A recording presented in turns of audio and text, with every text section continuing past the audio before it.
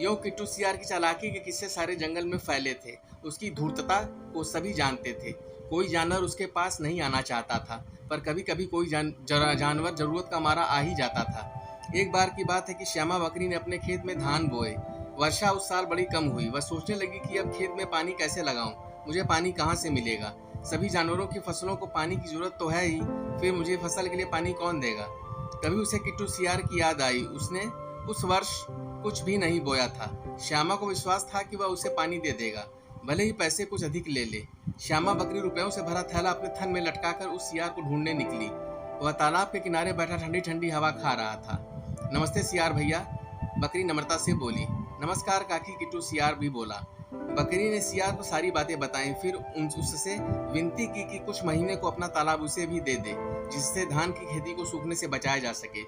बकरी चाहती थी कि वह तालाब के बदले सियार को आधी फसल दे देगी, पर वह इसके लिए तैयार न हुआ। कुछ देर सोच विचार कर किट्टू बकरी से बोला, काकी यदि तुम मुझे 100 रुपए दे दो तो 1 महीने को मैं अपना तालाब तुम्हें दे सकता हूँ। श्यामा इस बात पर भी तैयार हो गई, क्योंकि ऐसा न करने पर उसकी सारी की सारी फसल ही मारी जाती। दूसरे दिन श्यामा बकरी बाल्टी लेकर पानी भरने आई, पर सियार ने उसे तुरंत रोक दिया। बोला, तुम इस तालाब का पानी नहीं ले जा सकती।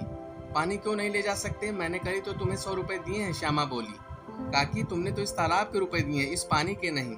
इस तालाब के पानी पर तो अभी भी मेरा ही अधिकार है, सियार ने कहा। अब तो बकरी बड़ी ही परेशान सी हो गई।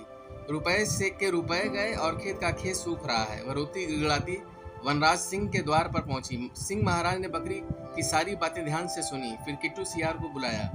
तुमने बकरी को तालाब कितने रुपए में बेचा है? 100 रुपए में महाराज, सियार ने उत्तर दिया। फिर तुमने उसके तालाब में बिना पूछे पानी क्यों रखा है? सिंह सियार से पूछने लगा।